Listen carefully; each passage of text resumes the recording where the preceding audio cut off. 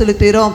ஆண்டவரே, உம்முடைய பிரசன்னம் ஆண்டவரே எங்கள் மத்தியில் ஆண்டவரே சூழ்ந்திருக்கிற அந்த அன்பினை நினைத்து நாங்களுமே சோத்தரிக்கிறோம். அப்பா, இந்த வேளையில் ஆண்டவரே நீங்கள் எங்களோடு பேசும்படி நாங்கள் ஜெபிக்கிறோம். ஆண்டவருடைய வார்த்தையில் ஜீவன் உண்டு, உடைய வார்த்தையில் வல்லமை உண்டு, உடைய வார்த்தை காதை சுனாந்தத்தை அதிரப்போனோம்.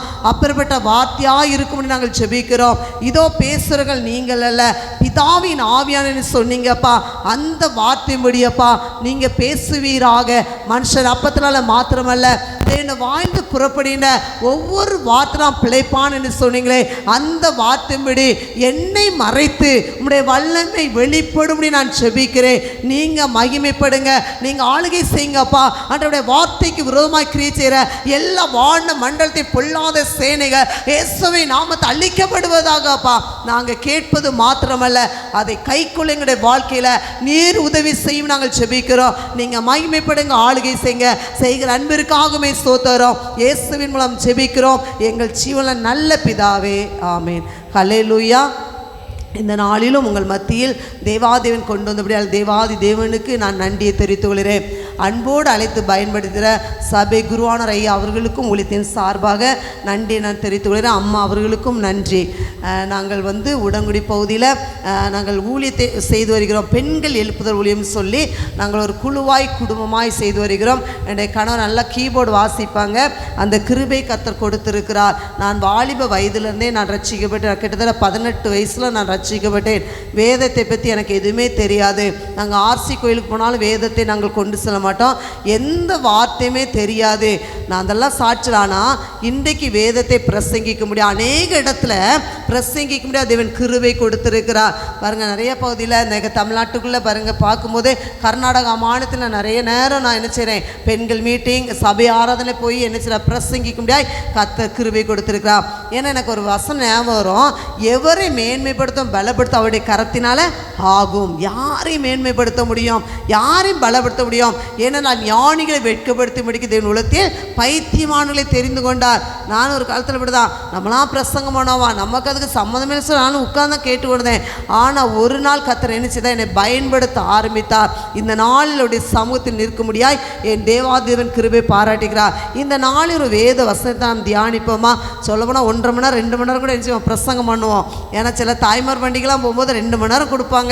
சில உபாசனத்தில் அப்படி தான். ஒரு குளச்சல் பகுதியில் போன கன்வென்ஷனுக்கு அந்த மாதிரி 2.5 மணி நேரம் பிரசங்கம் பண்ணு சொல்லிட்டாங்க. அதெல்லாம் ஒரு வருஷம் இருக்கும், ஒரு கிட்டத்தட்ட ஒரு 6-7 வருஷங்கள் இருக்கும். ஆனாலும் ஆண்டு நினைச்சதார் பயன்படுத்தினா. ஆனால் குறிப்பிட்ட ஐயா சொன்ன குறிப்பிட்ட டைமுக்குள்ள நிச்சயமே நான் பேசுகிறேன், சாட்சியோடு கூட நான் பிரசங்கிக்க விரும்புகிறேன். முதலாவது பரவாயில்லையா ஐயா டைம் எடுத்துக்கிடுங்கன்னு சொல்லிட்டாங்க. ஏன்னா இப்படி சொன்னால் தான் ஆவியான நினைச்சுவார், கிரி செய்வார். சில இடத்துல பாருங்கள், எங்களுக்கு டைமே தான் குறிக்கலாம். ஏன்னா சில இடத்துல சொல்லிடுவாங்க, எழுதியே கொடுத்துருவாங்க, இந்த டைமுக்கு முடிச்சுங்கன்னு சொல்லி. அப்படின்னா நாங்கள் அதுக்குள்ளே வரும்போது ஆவியான நினச்சிப்பேன், ஒரு ஃப்ரீயாக பேச முடியாது. ஒரு சபைக்கு போயிருக்கேன், சபையெல்லாம் யாரும் என்கிட்ட கேட்கக்கூடாது. நான் எந்த சபையும் சொல்ல முடியாது. ஒரு சபைக்கு போயிருக்க சபை, அதுக்கு 5 மணிக்கு விடிய காலம் கிளம்பிட்டோம். 3 பேர் 4 பேர் டீம் வாங்கன்னு சொல்லிட்டாங்க, பாட்டு துதியாத. ஆனால் பிரசங்கத்துக்கு எவ்வளோ தெரியுமா டைம் தாங்க, 15 நிமிஷம். எனக்கெல்லாம் 15 நிமிஷம் காணவே காணாது, இன்ட்ரோடக்ஷனுக்கே காணாது. ஆனாலும் பேசி கொண்டு வந்தேன். கர்த்தர் அவர்களை என்னச்சு ஆசிர்வதிப்பாராக. பாருங்கள், போகிற டைம் 5 மணிக்கு கிளம்பி ஆயத்தப்பட்டு போகிறோம். அப்படின்னா இன்றைக்கி ஐயா சொல்லிட்டாங்க டைம் என்ன செய்யுங்க எடுத்து. எனக்கு ஒன்றும் பிரச்சனையே இல்லை. எனக்கு காலையில் ஃபாஸ்டிங் ப்ரேயர் 10 மணிக்கு தான் ஒரு சபையில். அதனால் நான் என்ன செய்வேன், காரில் முடிச்சுட்டு போயிட்டே இருப்பேன். போயிட்டு ஜோம் பண்ணிவிட்டு கொஞ்ச நேரம் ரெஸ்ட் எடுத்துகிட்டு கிளம்பிடும். அதனால் நாம் இப்போ கர்த்தருடைய வார்த்தை கேட்க போகிறோம். தானியலை குறித்து ஒரு சில காரியங்கள். அப்போ நான் ஜோம் பண்ணிட்டு இருந்தேன். நடுவில் ஐயா சொன்னேன், நான் 4 மணியில் இருந்தேன் எங்கள் வீட்டில். அப்போ எல்லோரும் என்ன செய்தாங்க, படுத்துட்டாங்க. நான் ஹால்குள்ளே உட்காந்து, எங்கள் வீடு கொஞ்சம் சின்ன வீடு தான், அவங்க எல்லாம் பெட்ரூமில் படுத்தாங்க. ஹாலில் உட்காந்து சோஃபா கீழே பாய் விரித்து நான் உட்காந்து ஜோம் பண்ணிகிட்டு இருந்தேன். அப்போ ஆண்டவரே நான் என்ன பேசணும்னு சொல்லி கேட்கும்போது ஆண்டவர் தானியலை கண் முன்பாக நிறுத்தினார். என்னுடைய பிரசங்கத்தில் அதிகமாக இருக்கும்போது ஜெபத்தை குறித்து தான். ஏன்னா நான் ஜெபத்தில் தான் நான் வளர்க்கப்பட்ட. அதிகமாக நான் ஜெபத்தை ரொம்ப விரும்புவேன். தனி ஜெபத்தை நான் ரொம்ப என்ன செய்வேன், விரும்புவேன். எவ்வளோ நேரம் உட்கார சொன்னாலும் உட்கார என்ன செய்யணும் முடியும். கர்த்தர் கிருபை கொடுப்பா, அதே போல் உங்களுக்கு கொடுப்பா. நம்ம வைராக்கியமாக என்ன செய்யணும், உட்காரணும். பாருங்கள், தானியல் புஸ்தகத்தை வாசித்து பார்க்கும்போது 6ஆம் அதிகாரம் கடைசி வசனம் பார்க்கும்போது தானியலின் காரியம் எப்படியா இருந்ததா?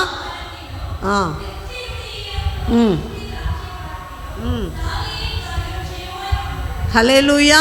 தானியலின் காரியம் எப்படியா இருந்ததா? ஜெயமா இருந்ததுன்னு சொல்லி வேதத்தில் வாசிக்கிறோம். பாருங்க, நம்மளும் நினைக்கிறோம் நம்முடைய வாழ்க்கையில் எப்படி இருக்குன்னா ஜெயமாய் நம்முடைய வாழ்க்கை இருக்குன்னு சொல்லி. ஆனால் தானியேலுடைய வாழ்க்கையில் காரியம் ஜெயமாக இருந்துச்சுன்னா சாதாரணமாக இல்லை.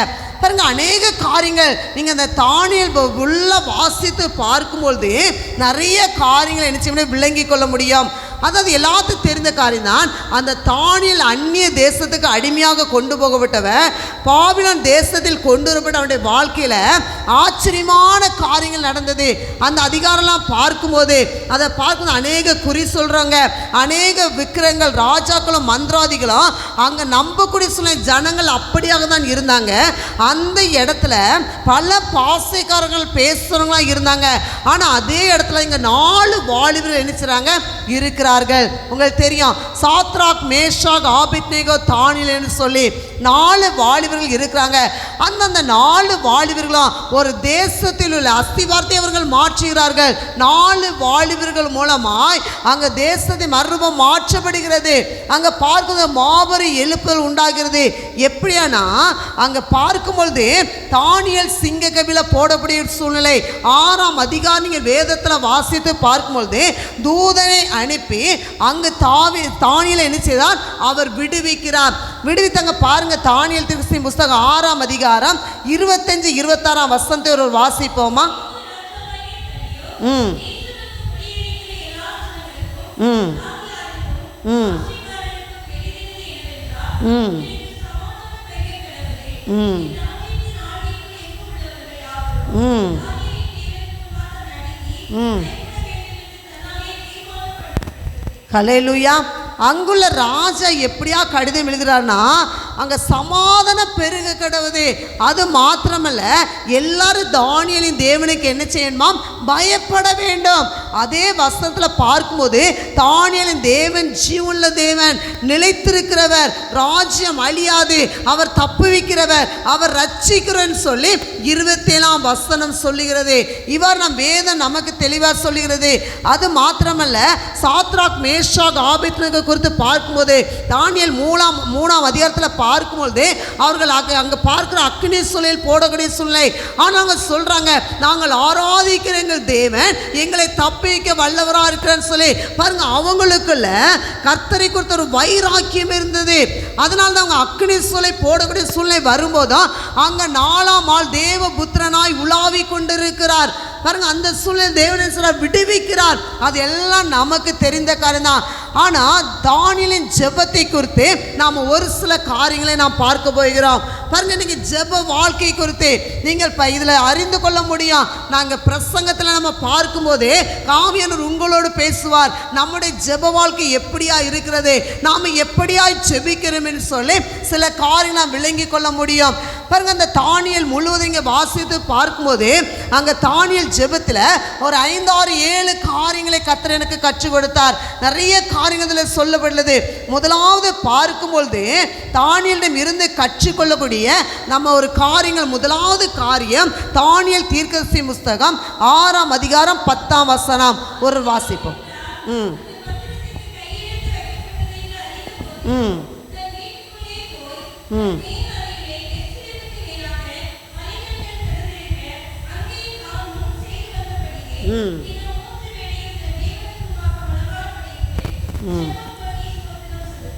ஹல்லேலூயா. அங்கே எல்லாத்துக்கும் அந்த வசனம் அதிகமாக வாசிப்போம். முதலாவது காரியம் பார்க்கும்போது தினமும் தவறாமல் ஜெபிக்கிற ஜெபம்.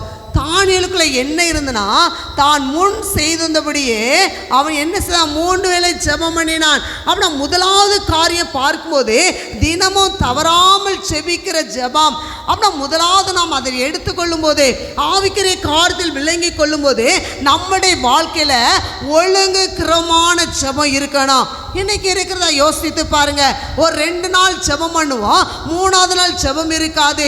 இல்லாட்டி ஒரு வாரம் ஜெபம் பண்ணுவோம். இந்த 1ஆம் தேதி நல்லா தீர்மானம் பண்ணியிருப்போம், வாக்குத்தத்தம் ஆராதனையில் தீர்மானம் பண்ணியிருப்போம், நான் இந்த வருஷம் வேதத்தை வாசிப்பேன், நான் ஜெபிப்பேன் சொல்லி தீர்மானம் பண்ணியிருப்போம். ஆனால் எத்தனை பேர் அந்த தீர்மானத்தில் நாம் உறுதியாக இருக்கிறோம்? யோசித்து பார்ப்போம். முதலாவது காரியம் நமக்குள்ள என்ன இருக்குன்னா, ஒழுங்கு கிரமமான ஜெபம் இருக்கணும். நம்முடைய ஜெப நேரத்தை யாருக்கு நினைச்சுக்கூடாது, விட்டு கொடுக்க கூடாது.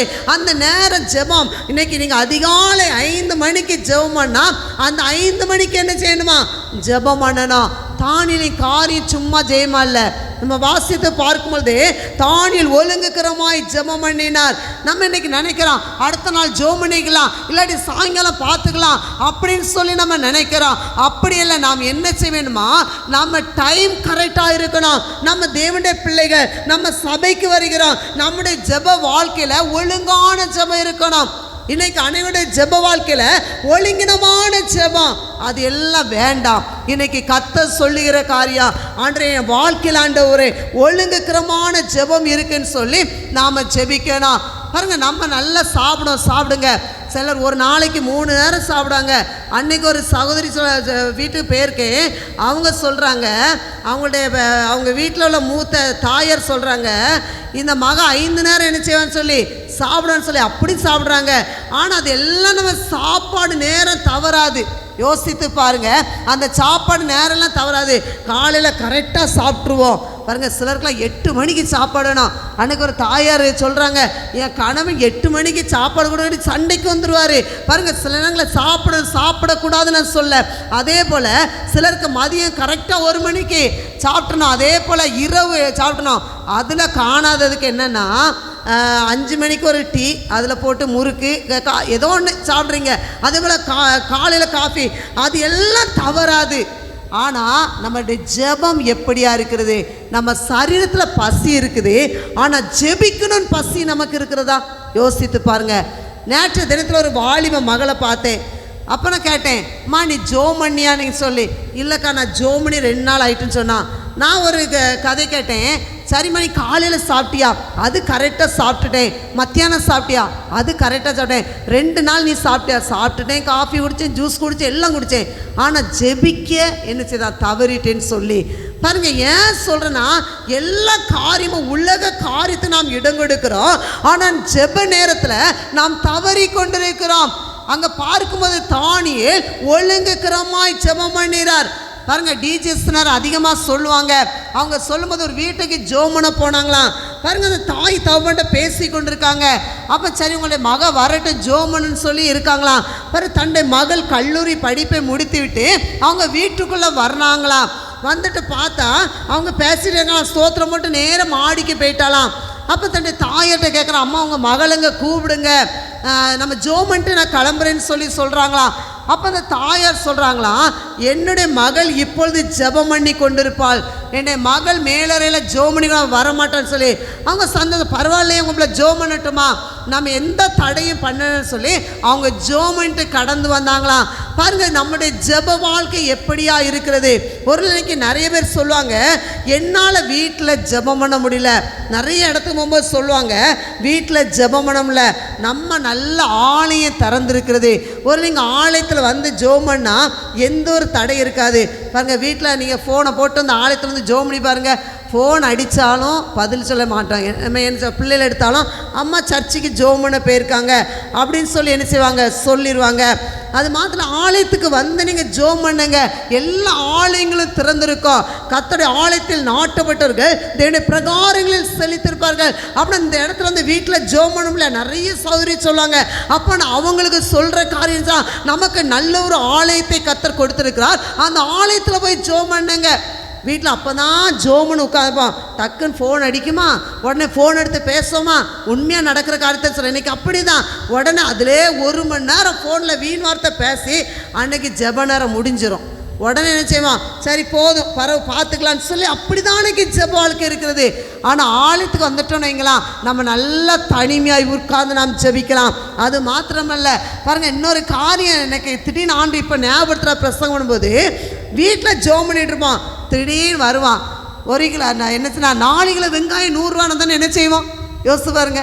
என்ன செய்வோம், நேர போய் ஐயோ இந்த மனுஷன் நேற்று வெங்காயம் வாங்கிட்டு வந்தார், 1 கிலோ 100 ரூபாய்க்கு வாங்கிட்டு வந்தார், இப்போ எத்தனை கிலோ 100 ரூபா, 4 கிலோ 100 ரூபா, ஓடு.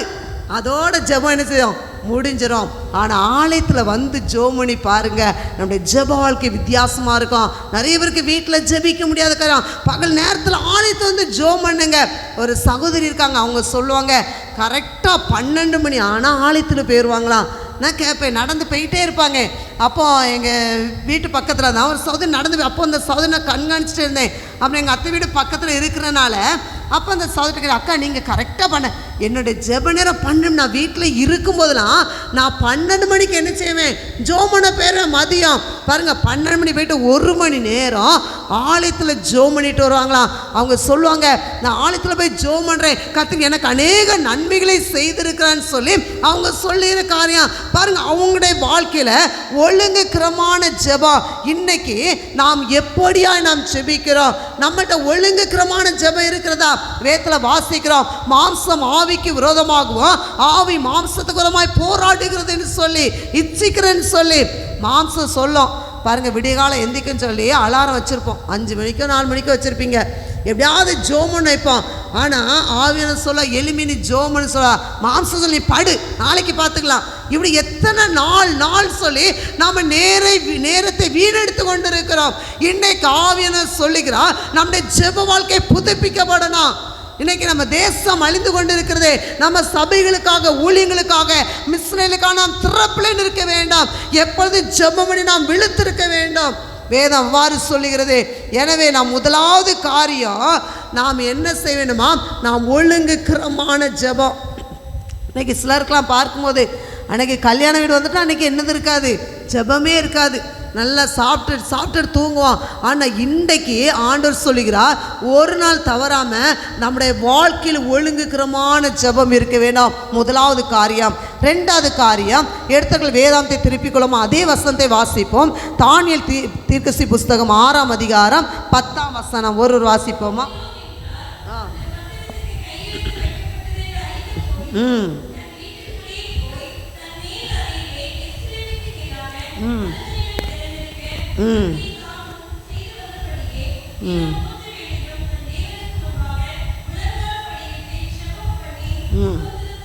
ஹல்லேலூயா.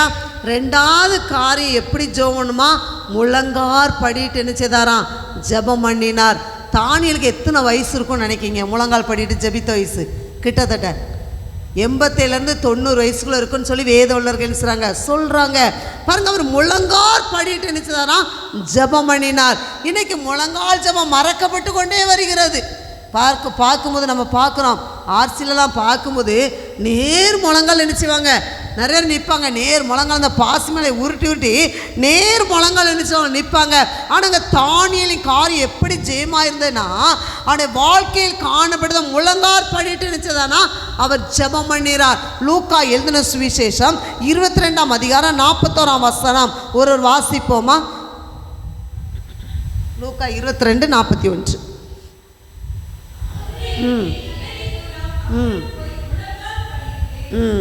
முழங்கார் படிட்டு. அப்படின்னா இயேசுவின் ஜெப வாழ்க்கை எப்படி இருந்துச்சுன்னா, முழங்கார் படிட்டு நினைச்சதாரா அவர் ஜெபம் பண்ணினார். எங்க ஜெபம் பண்ணார்? அவர் கெத்சமனே தோட்டத்தில் அவர் முழங்கார் படிட்டு ஜெபம் பண்ணினார். பாருங்க, அப்போ அந்த தரை எப்படி இருந்திருக்கும். நம்மளுக்காக இப்போ பாய் விரித்து நல்லா என்ன துணி விரித்து எல்லாம் உட்கார வைக்கிறாங்க. ஆனால் அந்த தரை எப்படி இருந்திருக்குன்னா, ஒரு மண் தரையாக தான், கற்கள் நிறைந்த இடமாக தான் இருந்திருக்கும். அந்த இடத்துல இயேசுவானவர் எப்படி ஜெபம் பண்ணார்னா, முழங்கார் படிட்டு ஜெபம் பண்ணினார். எந்த விரிப்பு இருந்திருக்காது. பார்க்கணும் அப்படிதான். ஆனவர் முழங்கால் படிட்டு நினைச்சதாரா அவர் ஜெபம் பண்ணினார். அதே போல தான் அப்போஸ்தலர் நடபடிகள் 9:40 வேதத்தில் வாசித்து பார்க்கும்போது பேதுரு முழங்கால் படிட்டு அங்கே தொற்காலுக்காக ஜெபம் பண்ணும் போது அந்த பேதுரு எப்படி ஜெபிக்கார்னா, முழங்கால் படிட்டு ஜெபம் பண்ணுகிறார். கர்த்தருக்கு முன்பதாக முழங்கால் படிட்டு அதை தன்னை தாழ்த்துவதற்கு அடையாளம். முடிஞ்ச அளவு முழங்கால் படிட்டு பாருங்க. பாருங்க, நம்ம யங்ஸ்டேஜில் இருக்கலாம், ஒரு வயசானவங்களுக்கு முடியலைன்னு இருக்கலாம். ஆனால் ஒரு அரை மணி நேரம் டெய்லி முழங்கால் போட்டு பாருங்க, ஒரு 1 மணி நேரம் முழங்கால் போட்டு பாருங்க, கர்த்தர் கிருபை கொடுப்பார். எனவே ரெண்டாவது காரியம், நாம் முழங்கால் பண்ணிட்டு ஜெபம் பண்ணோம். சிலர் சொல்லுவாங்க, நாங்கள் படுத்து கிடந்து ஜெபம் பண்ண ஆண்டவர் கேட்க மாட்டாரா? விதவாண்டம் பண்ணுறவங்களாம் இருக்கிறாங்க. ஆனால் வேதம் தெளிவு, எப்படினாலும் நீங்கள் ஜெபம் பண்ணா கேட்பார், இல்லைன்னு சொல்ல. ஆனால் இங்கே வேதம் என்ன சொல்லுகிறன்னா, அவருடைய எதிர்பார்ப்பு என்னன்னா, என் பிள்ளை முழங்கார் படிட்டு ஜெபிக்கன்னு சொல்லி பாருங்க. அநேக இடத்துல பார்க்கும்போது முழங்கார் படிட்டு சொல்லி வேதத்தில் வாசிக்கிறோம். அப்போஸ்தலர் 21:5 பார்க்கும்பொழுது அப்பொழுது கடற்கரையிலே நாங்கள் முழங்காற்படியிட்டு, அங்கே அப்போஸ்தலனாகிய பவுலில் நாம் வாசிக்கிறோம், அப்பொழுது கடற்கரை நாங்கள் முழங்கால் படிட்டுன்னு சொல்லி. அப்படி முழங்கால் படிட்டு நம்ம என்ன செய்யணுமா? ஜெபிக்கணும். ஒரு 10 நிமிஷம் முழங்கால் படிட்டு பாருங்கள், போக போக முழங்கால் படிட்டு ஜெபிக்க முடியும். பாருங்கள், ஒரு இண்டிபெண்டன்ட் சர்ச்சுக்கு போனேன். அப்போ போகும்போது சில நேரங்கள் அங்கே பிரசங்கம் போன போய் சில நேரங்களில் கணவனுங்க கீபோர்டு வாசிக்கிறதுனால எப்படியாவது போவேன். ரொம்ப பிடிக்கும், ஏன்னா பாட்டு வர்ஷிப் எல்லாம் இருக்கும். அந்த பாஸ்டர் பார்த்தீங்கன்னா எனக்கு ஆச்சரியமாக இருக்கும். அவர் 11:30க்கு முழங்கால் படிட்டு பிரசங்கம் பண்ணுவார் பாருங்களாம். கிட்டத்தட்ட 2 மணி நேரம் முழங்காலே என்ன செய்வாராம்? பிரசங்கம் பண்ணுவார். நான் பார்த்துருக்கேன், நேரில் முழங்காலே நிற்பாங்க. 11:15 அறிவிப்பு கொடுப்பாங்க. அண்ணன் அப்பவுமே முழங்கால் போட்டுருவார். கிட்டத்தட்ட முழங்கால் படிட்டு என்ன செய்வாராம்? பிரசங்கம் பண்ணுவார். நான் முடிஞ்சோன்னே கேட்பேன், பாஸ்டர் 2 மணி நேரம் கர்த்தருடைய கிருபை, அது கர்த்தருடைய கிருபை தான் சொல்லுவாங்க. அப்போ நான் முழங்கால் படிட்டு நாம் என்ன செய்யணுமா? நம்ம பழகணும். பாருங்கள், அப்போஸ்தலர் 12ஆம் அதிகாரத்தில் யாக்கோப்பு கொலை செய்யப்படுகிறான்னு சொல்லி. அப்படின்னா யாக்கோப்பை அடக்கம் பண்ணப்படும் போது, சரீரத்தில் அடக்கம் பண்ணும்போது அங்கே சரீரத்தை ஆயத்தப்படுத்தும் போது ஆச்சரியமான ஒரு காரியம் தான். ஒரு புஸ்தகத்தில் நான் வாசித்த வேத வல்லுநர்கள் எழுதி வச்சுருந்தாங்க. அப்போ சரீரத்தை அப்படியே பக்குவப்படுத்துகிறாங்களா அடக்கம் பண்ண படம். அப்போ பார்க்கும்போது அவருடைய முழங்கால் எப்படி இருந்ததுன்னா, ஒட்டகம் முழங்கால் எப்படி இருக்குன்னு சொல்லி நீங்கள் பார்த்துருக்கலாம். அந்த ஒட்டகத்தின் முழங்காலை போல் என்ன செய்யுதுதான் இருந்ததான். ஒட்டகம் எப்படி முழங்கால் போட்டு என்ன செய்யுமா? எலும்போம். நீங்கள் பார்த்துருக்கலாம், நேரில் பார்த்துருக்கலாம். எதெல்லாம் ஒட்டகம் முழங்கால் போட்டு என்ன செய்யுமா? எலும்போம். அப்படின்னா முழங்கால் நின்று ஜெபித்து அவருடைய முழங்கால் எப்படி இருந்ததா? அவர் ஒட்டகத்தின் முழங்கால் போல் என்ன செய்ததான் இருந்ததாம். இன்றைக்கி பாருங்கள், அன்னைக்கு ஒரு பிள்ளை, நான் வாலிபர் யூத்துகளுக்கெல்லாம் மீட்டிங் நடத்தினேன். என் பதில் அப்போ ஒரு வாலிபர் நல்ல முழங்கால், இப்போ பார்த்து அந்த முழங்கால ரத்தமே வந்துடும் பாருங்கள். முழங்கால ரத்தம் வரக்கூடிய அளவு அந்த மகா ஜோமனா எனக்கு ஆச்சரியமாக இருக்கும். அப்படின்னா நம்ம என்ன செய்யணுமா? நம்ம முழங்கால் படிட்டு நம்ம என்ன செய்யணுமா? ஜெபம் பண்ணணும். பாருங்கள், ஒரு தேவ ஊழியர் இருக்காங்க, அதாவது TL ஆஸ்வானுங்கிற தேவ ஊழியர். அவர் ஆப்பிரிக்காவில் கோடிக்கணக்கான மக்களுக்கு சுவிச அறிவித்தாராம். நிறைய மரித்து போனவர்களை உயிரோடு என்ன செய்தாராம்? எழுப்பியிருக்காராம். அப்போ யாராவது ஊழியத்துக்கு வரன்னு சொல்லி அவர்கிட்ட சொன்னோன்னே அவர் என்ன தெரியுமா சொல்லுவாராம்? முழங்கால காண்பின்னு சொல்லி என்ன செய்வாராம்? சொல்லுவாராம். இப்போ நம்மளுடைய முழங்கால காமிச்சு நீ ஊழியத்துக்கு கூட யாரும் முழங்கால் நினச்சது யாருமே ஊழியத்துக்கு வர முடியாது. ஆனால் அப்படி அவர் கேட்டு என்ன செய்வாராம்? முழங்கால காமின்னு சொல்லி ஊழியத்துக்கு தேர்ந்தெடுப்பாராம். ஆனால் இப்போ கர்த்தர் நம்ம கிருபை கொடுத்துருக்கிறார் பாருங்கள். அப்படின்னா இன்னைக்கு முழங்கால் படிட்டு ஜெபம் பண்ணோம். அன்னைக்கு ஒரு வயதான தாயார் பாருங்கள், 70 வயது, அவங்க 2 மணி நேரம் கூட முழங்கால நிற்கிறாங்க பாருங்க. கர்த்தர் கிருபையோட தானியல் பாருங்க, அவருக்கு கிட்டத்தட்ட 87 வயசுலேருந்து 90 வயசு இருக்குன்னு சொல்கிறாங்க. ஆனால் அந்த சூழ்நிலையிலும் அவர் முழங்கால் படிட்டு என்ன செய்தாராம்? அவர் ஜெபம் பண்ணினார். இன்னைக்கு நாம் எப்படியா நாம் ஜெபிக்கிறோம் பாருங்கள். 1 மணி நேரம் கூட நம்மளால் நெடு முழங்கால நின்று ஜெபிக்க முடியல. சும்மா இல்லை, தானியின் காரியம் ஜெயமாக இருந்தேன்னு சொன்னால் அவருடைய முழங்கால் படிட்டு அவர் ஜெபம் பண்ணினார். அப்படின்னா தியாகம் பண்ணி சில நேரங்களில் நம்ம ஜெபிக்கணும், தியாகம் பண்ணணும், நம்ம விளைக்கரையும் பண்ணணும். அப்படி ஜெபிக்கும் போது நம்ம என்ன காரியத்துக்கெல்லாம் ஜெபிக்கிறோமோ அந்த காரியம் ஜெயமாக இருக்கும். அதே போல் தாங்க தானியலின் காரியம் ஜெயமாக இருந்தது. அப்படின்னா இன்னைக்கு பார்க்கும்போது 2வது காரியம், தானியல் என்ன செய்தார்? முழங்கால் படிட்டு ஜெபம் பண்ணினார்.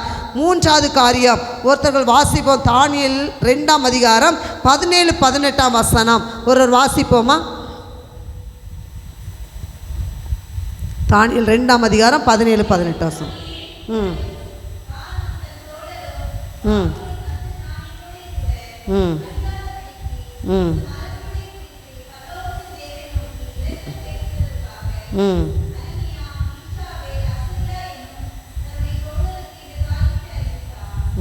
ஹல்லேலூயா. 3வது காரியம், தானியலுக்கு யார் இருந்தாங்கன்னா ஜெப நண்பர்கள், கூடி ஜெபிக்கிறவங்க என்ன செய்தாங்களாம்? இருந்தார்கள். இன்றைக்கி நம்ம ஆலயத்தில் என்ன செய்யலாம்? 2-3 பெண்களாக என்ன செய்யலாம்? நம்ம கூடி ஜெபிக்கலாம். இன்றைக்கி நமக்கு கூடி ஜெபிக்கிற பழக்கம் இருக்கிறதா? யோசித்து பார்ப்போம். நம்ம கூடி ஜெபிக்கிறோம். அங்கே பார்க்கும்போது தானியே கர்த்தரிடத்தில் ஜெபிக்க அங்கே டைம் கேட்கிறார். 17ஆம் வசனம் வாசித்தோம். இரக்கம் கேட்கிறதற்காக 4 வாலிபர்கள் சேர்ந்து தேசத்தின் சட்டத்தை என்ன செய்தாங்களாம், மாற்றினார்கள். அப்படின்னா ஜெபத்துக்கு பதில் கொடுக்கிறார். அங்கே பார்க்கும்போது அப்படின்னா மூன்றாவது காரியம், நம்ம சேர்ந்து நாம் ஜெபிக்கணும். இன்றைக்கி பார்க்கும்போது நம்ம கடைக்கு போவோம், ஆள் சேர்த்துட்டு போவோம், இல்லாட்டி ஏதாவது பொருள் வாங்கன்னா நமக்கு ஒரு நண்பர்கள் இருப்பாங்க. ஆனால் ஜெபிக்கிற நண்பர்கள் நமக்கு இருக்கிறார்களா யோசித்து பார்ப்போம். அப்படின்னா சேர்ந்து நாம் என்ன செய்யணும், ஜெபிக்கணும். பாருங்க, நான் வாலிப வயதில் நான் ரட்சிக்கப்பட்டேன். பார்க்க நான் 98ஆம் வருஷம் தேவன் என்னை ரட்சித்தார். நான் ஆர்சி கிறிஸ்டியன் தான். ஆனால் இந்துக்கள் எல்லாத்துக்கும் நாங்கள் போயிருக்கோம். நான் நினைப்பேன் எல்லா கடவுளும் ஒன்று தான் சொல்லி நினைப்பேன். ஆனால் ஒரு சகோதரி, ஒரு என்னோட வயதானவங்க தான், இப்போ அவங்க பாட்டியாக இருக்காங்க. இப்போவும் அவங்க எனக்கு நல்ல பழக்கம் உண்டு. பாருங்கள், அவங்க தான் ஒரு அடிக்கடி கூப்பிடுவாங்க, ஜெபத்துக்கு வான்னு சொல்லி. நான் சொல்லுவாங்க, அல்லலியாவும் தூக்கிட்டு போங்க, ஜெபம் ஒன்றுமே வேண்டாம், ஒன்றுமே கிடையாது. ஆமாம், அல்லலியா போட கூட்டத்தை பார்த்தா தெரியாதான்னு சொல்லி ரொம்ப திட்டுவேன். அந்த சகோதரினை விடவே மாட்டாங்க. அப்போ நேசரேத்து பக்கத்தில் ஒரு கன்வென்ஷன் கூடுகை, நீ எப்படியாவது வான்னு சொல்லி தொந்தரவே எனக்கு தாங்க முடியல. முதலாக கேட்டேன், போயிட்டு அரை மணி நேரத்தில் முடிஞ்சிருவான்னு சொல்லி, என்னால் இருக்க முடியாதுன்னு சொல்லி நான் அப்படி சொன்னேன். அப்போ சரி வான்னு சொல்லி அவங்களும் பஸ்ஸுக்கு டிக்கெட் போட்டு கூப்பிட்டு போயிட்டாங்க. அப்போ பார்த்தா அங்கே கூட்டம் நடந்து கொண்டே இருக்கிறது. 7 மணிக்கு ஆரம்பிச்சது, 9 ஆனாலும் முடியலை. ஆனால் அந்த ஊழியர் ஒரே ஒரு வார்த்தை சொன்னார். அந்த வார்த்தை மாத்திரம் என்னை தொட்டது. பாருங்கள், வீட்டுக்கு வந்தேன். வீட்டுக்கு வந்து என்னால் தூங்கவே முடியலை. அந்த வார்த்தை தொட்டது. நான் அந்த நேரத்தில், ஆனால் நீர் இப்படி உள்ள தேவனாக இருக்கிறான்னு சொல்லி நான் என்னை அர்ப்பணிக்க ஆரம்பித்தேன். அப்படின்னா 98ஆம் வருஷம் நான் ரட்சிக்கப்பட்டேன். பார்க்கும்போது அதுக்கு முன்பதாக ரட்சிக்கிறதுக்கு முன்பதாக பாருங்கள், எங்கள் அக்கா ரட்சிக்கப்பட்டிருந்தாங்க. அவங்க கூட்டங்களுக்கு இப்படி முழு ஜெபத்துக்கெலாம் போயிட்டு வருவாங்க. வெளியே போட்டு கதவே திறக்க மாட்டேன். நான் ரொம்ப அவங்கள என்ன திட்டுவேன், ஏசுவேன். உங்களாம் வேலையில்லையா, ஜெபம் ஓடுறான்னு சொல்லி, வேதாந்தத்தை தூக்கி கொண்டு அலையிறான்னு சொல்லி வெளியே போட்டுருவேன். பாருங்கள், எங்கள் அம்மா சொல்லுவாங்க, திறந்து விடு பாவன்னு சொல்லி. நானும் திறக்க மாட்டேன், நீங்கள் போய் திறங்க தேவைன்னு சொன்னால் திட்டுவேன், என்ன அல்லையான்னு ஓடுறான்னு சொல்லி. பாருங்கள், இப்படி தான் இருந்த ரட்சிக்கப்படும் என்பதாக 98ஆம் வருஷம் நான் ரட்சிக்கப்பட்டேன். 2001ஆம் வருஷம் தேவனுடைய வல்லமை நான் பெற்றுக்கொண்டேன். 1ஆம் தேதி இயேசு இருக்கிற கூட்டத்தை நான் கடந்து செல்லும்போது நான் அந்த வல்லமை பெற்றுக்கொண்டேன். பாருங்கள், நான் 12 வரை நான் படித்தேன். திரும்ப படிக்க முடியாத சூழ்நிலை. ஏனென்றால் எங்கள் அப்பா 24 முறை குடிப்பாங்க. ஏன்னா ஒரு ஏழ்மையான குடும்பம். எங்கள் அண்ணன் தம்பி கொண்டு வருகிற வருமானத்தில் தான் அவங்க குடும்பத்தை நடத்தலாம். ஒன்றெல்லாம் என்னால் எங்களால் படிக்க வைக்க முடியாதுன்னு சொல்லிவிட்டார்கள். அப்போ நான் நினச்சேன், ஏதாவது வேலைக்கு போன்னு சொல்லி சொன்னார்கள். நிறைய வேலைக்கு போயிருப்பேன். நான் போகாத வேலை கிடையாது. நிறைய கடையில் வேலை செய்திருக்கேன். பாருங்கள், 1 மாதம் தான் நிற்பேன், உடனே பெட்டி தூக்கிட்டு வந்துடுவேன். அது மின்வாசலோடி வந்தால் யாராவது பார்த்துறான்னு சொல்லி பின்வாசலோடி வருவேன். அப்போ பாருங்க, அப்படியாக என் வாழ்க்கை ஓடிக்கொண்டிருந்தது. அப்போ ஒரு நாள் நான் ஆண்டோட சமூகத்தில், ஆண்டோட நம்ம ஜெபம் பண்ணி தான் பார்ப்போம்னு சொல்லி அபிஷேகம் பெற்ற பிறகு சில கூடுகைக்கு நான் போக ஆரம்பித்தேன். அந்த நேரத்தில் கர்த்தர் என் மீது ஜெபாவியை ஊற்றியிருந்தா. அந்த நேரத்தில் நான் ஜெபிக்க ஆரம்பித்தேன். கிட்டத்தட்ட 4.5 வருடங்கள் நான் ஆண்டோட பாதத்தில் உட்கார்ந்து நான் ஜெபிக்க ஆரம்பித்தேன். பாருங்கள், பக்கத்தில் எங்கள் வீட்டு பக்கத்தில் ஒரு தோட்டம் உண்டு, தென்னந்தோட்டம். அங்கே யாருமே இல்லாத இடம். அந்த இடத்துல காலையில் போனால் சாயங்காலம் வரைக்கும் நான் ஜெபம் பண்ணி கொண்டே இருப்பேன். அப்போ சொன்னேன், ஆண்டவரே நான் என்னதான் செய்யணும், என்னை குறித்து ஆண்டவரே நீர் என்ன சித்தரித்து நான் என்னதான் செய்யணும், எனக்கு ஒரு வழியை காண்பீங்கன்னு சொல்லி தேம்பி ஒரு நாள் அழ ஆரம்பித்தேன். பாருங்கள், வேதாந்தத்தை பற்றி உண்மையில் சில ஒரு வசனம் கூட எனக்கு தெரியாது. நீங்களாவது 23ஆம் சங்கீதம் 1ஆம் சங்கீதம் எல்லாமே தெரியும். ஆனால் எனக்கு ஒரு வசனமும் தெரியாது. ஒரு வேத புஸ்தகம் ஒருத்தங்க கொடுத்தாங்க. இவங்களை ஆர்சியாக இருந்தேன்னா நாங்கள் சர்ச்சுக்கெலாம் வேத புத்தகம் கொண்டு போக மாட்டோம். இப்போ ஒரு போகலாம், அப்போ கொண்டு போக மாட்டோம். அப்போ ஒரு வசனம் கூட தெரியாது. அப்படி ஒரு லாங் சைஸ் நோட்டு வாங்க ஆரம்பித்தேன். வேத புஸ்தகத்தை எடுத்து இந்த ஒவ்வொரு வசனங்களாக நான் படிக்க ஆரம்பித்தேன். ஒவ்வொரு வசனங்களாக எழுதி ஆண்டவரே நான் மனப்பாடம் பண்ண ஆரம்பித்தேன். அப்போ நான் ஆண்டோட சமூகத்தில் ஜெபித்தேன். ஆண்டவரே நான் என்னதான் செய்யன்னு சொல்லி. அப்போ ஆண்டவர் எனக்கு ஒரு தரிசனம் கொடுத்தார். உனக்காக நான் மரித்தேனே, எனக்காக நீ என்ன செய்தான்னு சொல்லி சிலுவை காட்சியோடு கூட ஒரு தரிசனம் சொன்னார். அப்போ நான் சொன்னேன், ஆண்டவரே நான் என்ன செய்யன்னு சொல்லி சொன்னேன். அப்படின்னா நீ எனக்கு ஊழியம் செய்து. அப்போ நான் ஊழியம் செய்யணும் ஆண்டவரே, என் வீட்டில் விடவே மாட்டாங்க ஆண்டவரே, என் தாய் தமன் ரட்சிக்கப்படவில்லைன்னு சொல்லி சொன்னேன். அப்போ ஆண்டவர் சொன்னார், நீ என் முன்பாக வா, நான் உனக்கு கிருபை கொடுப்பேன், நான் உன் வலதுகை பிடித்து நடத்துவேன்னு சொல்லி அவர் சொன்னார். நான் முழுவதுமாக என்னை அர்ப்பணித்தேன். பாருங்கள், முதலாவது நாள் ஒரு சகோதரி வந்தாங்க. ஜெபக்குள்ளே நடத்திட்டு வருவோமா, அப்படியே நடத்திட்டு நம்ம அப்படியே ட்ராக்ஸ் கொடுத்துட்டு வரப்போல ரொம்ப சந்தோஷம். தேடி வந்தாங்க, அவங்களே தேடி வந்தாங்க. 4.5 வருஷங்கள் ஆண்டோடைய பார்த்துட்டு உட்காந்துருக்கேன், இப்படி தான் உட்காந்து ஜோம் பண்ணிட்டு போனால் என்ன செய்யணும்னு சொல்லி. அப்போ பாருங்க, முதலாவது நாள் நைட்டு 9 மணி ஆயிட்டு என்னுடைய தாயை சொன்னாங்க, வெளியே போ, உள்ளே வரக்கூடாது, நீ இப்படிலாம் ஊழியம் ஓடக்கூடாதுன்னு சொல்ல ஆரம்பித்தாருங்க. அம்மா அந்த ஒரு நாள் தான் சொல்லி தேம்பி தேம்பி அழ ஆரம்பித்தேன். திரும்பமான ஆண்டோடைய சமூகத்தில் அவ்வளோ ஊழியத்துக்கு திறந்த வாசல்ல நான் ஆண்டோடைய சமூகத்தில் உட்காந்து ஒவ்வொரு நாள் ஜெபம் பண்ணேன். ஆண்டவரே, நீங்கள் தானே ஊழியத்துக்கு அழைச்சிங்க, நான் ஊழியம் செய்ய வேண்டுமேன்னு சொல்லி நான் ஜெபிக்க ஆரம்பித்தேன். பாருங்க, 2007 வருஷம் கத்த ஊழியத்தை பாதையில் நடத்தினார். பாருங்க, அநேக ஜெப குழுக்களை நடத்த ஆரம்பித்தேன். பாருங்க, பகல் நேரத்தில் போவேன், ஆனால் இரவு நேரத்தில் எங்கேயும் விட மாட்டாங்க. ஆனால் பகல் நேரத்தில் ஜெப குழுவேன், ஆனால் பிரசங்கிக்க தெரியாது. ஒரு நாள் கத்தர் சொன்னார், நீ தைரியமாய் பிரசங்கின்னு சொன்னார். பாருங்க, முதலாவது ஒரு கூட்டத்தில் கொண்டு விட்டுருக்கு. வேத்து விருத்து பயம்னா தாங்க முடியல, ஏன்னா அவ்வளோ பயம் பிரசங்கிக்க. அப்படியே கத்தர் கிருபை கொடுத்தார். ஒவ்வொரு நாளும் கத்தர் பேச முடியாத கிருபை கொடுத்தார். பாருங்க, இன்றைக்கு ஆனால் ஒவ்வொரு நாளும் வேதத்தை படிக்கும்போது புது புது வார்த்தையாக தான் இருக்கிறது. ஆனாலும் இந்த வேத புஸ்தகத்தை நிறைய நேரம் முடிக்க முடியும் ஆண்டவர் கிருபை கொடுத்தார். அந்த வாலிப வயதில் நிறைய படிக்க ஆரம்பித்தேன். நீங்களும் இன்னைக்கு வாலிபலாக இருக்கலாம், இன்னைக்கு உங்கள் பிள்ளைக்கு சொல்லிக் கொடுங்க, நல்ல வேதத்தை படின்னு சொல்லி. அந்த வாலிப வயதில் தான் தேவன் என்னை தொட்டார், தேவன் என்னை ரட்சித்தார். என் குடும்பத்தில் சமாதானம் இல்லை, என் தகப்பனார் குடித்துட்டு வருவாங்க பாருங்க, எங்கள் அம்மாவை அடிப்பாங்க, என் குடும்பத்தில் சமாதானம் இல்லை. ஆனால் நான் என்னைக்கு தேவனை தேட ஆரம்பித்தனோ அன்னைக்கு என் உள்ளத்தில் சமாதானம் வந்தது. பாருங்க, இந்த நாளில் அநேக இடத்துல தேவன் பயன்படுத்துகிறார். ஒரு நாள் நான் வேதத்தை தூக்கி நான் எரிஞ்சேன். பாருங்க, இதெல்லாம் வேதம் ஒன்றுமே கிடையாது, இதெல்லாம் வீட்டில் இருக்கக்கூடாதுன்னு சொல்லி எங்கள் சகோதரி கொண்டு வருவாங்க, தூக்கி எறிய ஆரம்பித்தேன். இன்னைக்கு வேதத்தை தூக்க முடியாத ஆண்டவர் வைத்திருக்கிறார். இது அநேக வாலிபர்கள் சொல்லுவாங்க. நிறைய இடத்துக்கு போகும்போது பெற்றோர்கள் சொல்லுவாங்க, அக்கா என் பிள்ளை வேதத்தை வாசிக்க மாட்டேங்குது, என் பிள்ளை செவி கொடுக்க மாட்டேங்குன்னு சொல்லுவாங்க. நான் சொல்லுவேன், நான் ஒரு காலத்தில் இப்படி தான் இருந்தேன், நீங்கள் உங்கள் பிள்ளைக்காக ஜெபம் பண்ணுங்க, அந்த பிள்ளை கொடுத்து கத்த ஒரு திட்டம் வைத்திருக்கான்னு சொல்லி நான் இன்னைக்கு அநேக பிள்ளைக்கு நான் சொல்லியிருக்கிறேன். அது மாத்திரமல்ல, வாலிப வயதில் அதே பிள்ளைங்கள் சேர்ந்து ஜெபிக்க ஆரம்பித்தோம். கிட்டத்தட்ட 10-12 கோடி ஜெபம் பண்ணோம். பாருங்க, அநேக வாலிபர்கள் அபிஷேகம் பெற்றிருக்காங்க. அன்னைக்கு ஒரு இடத்துக்கு கூட்டத்து போயிருக்கேன், ஒரு வாலிப மகள் வந்து திடீர்னு வந்து கையை பிடிக்க, எனக்கு தெரியல அடையாளம், திருமணம் முடித்து என்னோட சின்ன பொண்ணு தான். அப்போ அக்கா நல்லா இருக்கீங்களா, யாருமான்னு கேட்க, பேர் சொல்கிற, அதுக்கு தான் ஞாபகம் வருது, அக்கா என்னை அபிஷேகத்தில் நடத்துனீங்களா, நான் உங்கள் கூட ஜெபம் பண்ண வருவேலாம், என் வாழ்க்கை எனக்கு ஆசீர்வாதமாக இருக்குது, நல்ல கணவனை கொடுத்துருக்குறான்னு சொல்லி அந்த பிள்ளை சொல்கிற, எவ்வளோ சந்தோஷம்.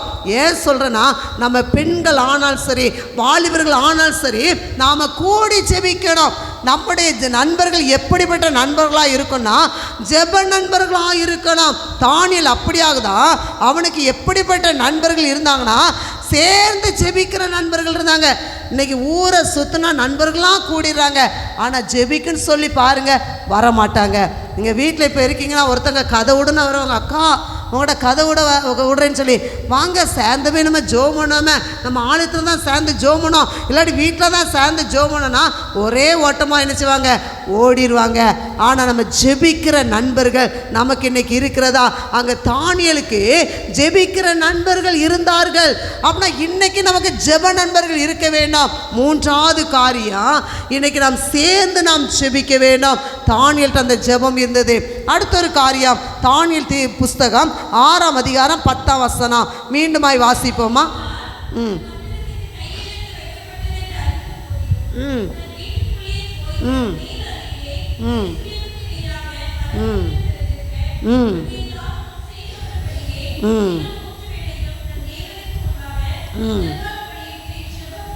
ம் இந்த காரியம் பார்க்கும்போது ஆண்டவர் என்ன சொன்னால், அந்த தானியேலுக்கு ஜெபத்திற்கு என்ன வருதுன்னா தடை வருகிறது. ஏன்னா பத்திரத்துக்கு கையெழுத்து வைக்கப்பட்டதுன்னு அறிந்த போதெல்லாம் அவன் ஜெபம் பண்ணுறான். அப்படின்னா யாருமே யார் தெய்வத்தை நினச்சிக்கூட வணங்கக்கூடாதுன்னு சொல்லி அங்கே ஒரு தடை வருகிறது. அதான் அதில் நாம் விளங்கி கொள்ள முடியும். நீங்கள் நல்லா வேதத்தை ஆராய்ந்து பார்க்கும்போது தானியேலுடைய ஜெபத்திற்கு தடை வருகிறது. ஆனால் தானியேல் அங்கே சோர்ந்து போகலை. அந்த நேரத்தில் தானியேல் ஜெபத்தை என்ன செய்யலை, நிறுத்தலை. ஆனால் இங்கே வேதத்தில் வாசித்து பார்க்கும்போது லூக்கா எழுதின சுவிசேஷம் 18ஆம் அதிகாரம் 1ஆம் வசனம் சொல்லுகிறது, சோர்ந்து போகாமல் எப்பொழுது என்ன செய்யணுமா, ஜெபம் பண்ண வேண்டும். இன்னைக்கு அநேகங்கள சோர்வு, ஏதாவது ஒரு காரியம் ஜோம் பண்ணியிருப்போம், என் பிள்ளைக்காக நான் ஜோம் பண்ணுறேன், திருமண காரியம் நடக்கலை, வேலை கிடைக்கல சொன்னேன், நாம் சோர்ந்து போகிறோம். ஆனால் ஜெபத்துக்கு தடை வரும். அங்கே தானியலுக்கு ஜெபத்துக்கு தடை வந்தது. ஆனால் அந்த தடையை தாண்டி தானியல் ஜெபிக்கிறார். அவர் ஜெபத்தை நிறுத்தவே இல்லை. ஒரு நாள் உங்களுடைய ஜெபத்தை நிறுத்தாதீங்க. சோறு வருகிறதா, ஆபத்து காலத்தில் சோர்ந்து போயினால் உன் பலன் குறுகி போனதுன்னு சொல்லி வேதத்தில் வாசிக்கிறோம். நீங்கள் ஜெபத்துக்கு பைபிள் திட்டலாம், ஆமாம் இவன் முழுரஜம் போயிட்டா, கேலி பண்ணலாம், கிண்டல் பண்ணலாம், ஆனால் ஜெபத்தை நிறுத்தாதீங்க. நாங்கள் ஜெபக்குழு வைத்திருக்கிறேன், நாங்கள் எல்லோரும் கிறிஸ்தியானத்தில் சேர்ந்து ஜோம் பண்ணுவோம். அப்போ நான் அதிகமாக சொல்கிற காரியம், உங்களுக்கு ஜெபத்தை நிறுத்த முடியாது, பிசாசு தடையை கொண்டு வருவான். நீங்கள் சோர்ந்து போகாதீங்க.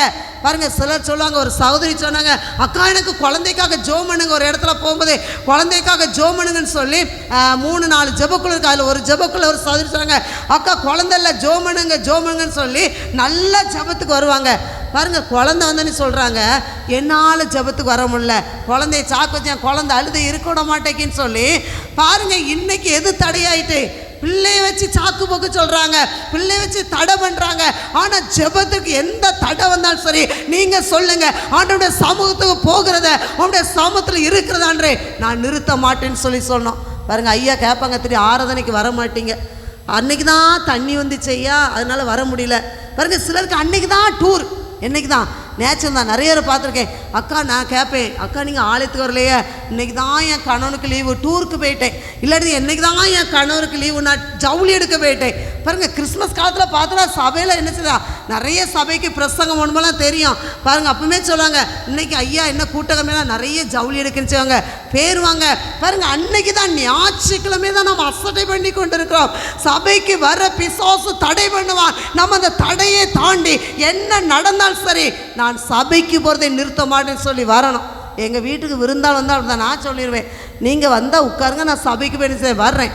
பாருங்கள், ஞாயிற்றுக்கிழமை விருந்தாள் வந்தானா ஒன்று சொல்லித்தாரேன், ரசமும் துவையலும் கொடுங்க. மட்டனு சிக்கன் எடுத்து போட்டால் திரும்ப நினச்சாங்க வருவாங்க.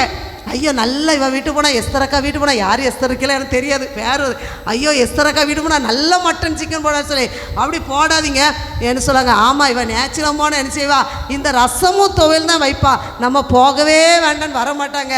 ஏன்னா அன்றைக்கி ஒரு சகோதரி ஒரு வீட்டுக்கு ஞாயிற்றுக்கிழமை போயிருக்காங்க. அப்போ அவங்க என்கிட்ட சொல்கிறாங்க, வந்து அந்த வீட்டில் அவள் ஒன்றுமே செய்யாமல் கோயில் போயிட்டா. நானும் சாப்பிடலாம் போனேன், தன்னுடைய பேரனை கூட்டிகிட்டு போயிருக்காங்க, எல்லா பாத்திரத்தையும் திறந்து பார்த்துருக்காங்க, அங்கே ஒன்றுமே இல்லை. வர சொன்னாங்க. நான் கேட்டேன், அக்கா இன்றைக்கி நேச்சுரமாக போலையா? அவள் வீட்டு போனால் சோறே இன்னைக்கு பொங்கல்னு சொல்லி சொல்கிறாங்க. பாருங்கள், அப்படின்னா நேச்சுரமே சர்ச்சுக்கு போகும்போது தான் தடை வரும். நீங்கள் கிளம்பி நின்றுங்க, அப்போ தான் யாராவது வருவாங்க. அக்கா அப்படின்னு வருவாங்க. அக்கா நீங்கள் வீட்டில் உட்காருங்க, நான் என்ன செய்தேன், ஆலயத்துக்கு போயிட்டு வரேன், உபாசத்துக்கு போயிட்டு வரேன், நேச்சுரமாக போயிட்டு வரேன் சொல்லி நம்ம வந்துடணும். பாருங்கள், நீங்கள் ஜனங்களாம் வரணும்னு சொல்லி அங்கே உபாச ஜெபம் ஐயா வச்சுருக்காங்க, நம்ம வீட்டில் போயிருந்தால் எப்படி இருக்கும்? அப்படின்னா தடை வரும், ஜெபத்துக்கு வராதுன்னு சொல்ல. ஆனால் அந்த தடையை தாண்டி நம்ம வரணும், சோர்ந்து போகாதபடிக்கு வரணும். சோறு வரும், நம்ம ஜெபத்துக்கு என்னத்தை தாங்கண்ட ஒன்றுமே நடக்கலன்னு சொல்லி நமக்குள்ள சோறு வரதான் செய்யும். ஆனால் அதை தாண்டி நாம் என்ன செய்யணுமா, வரணும். நான் ஜெபனைக்கு நிறைய பார்க்கும் போது பிசாசு சொல்லுவான், நீ ஜெபத்தை பண்ணி என்னத்தை கண்டா, பிசாசு தந்திரமாக கிரியை செய்வான். ஆனால் அவன் பிசாசுக்கு நாம் இடம் கொடாமல் இருங்கன்னு சொல்லி வேதத்தில் வாசிக்கிறோம்.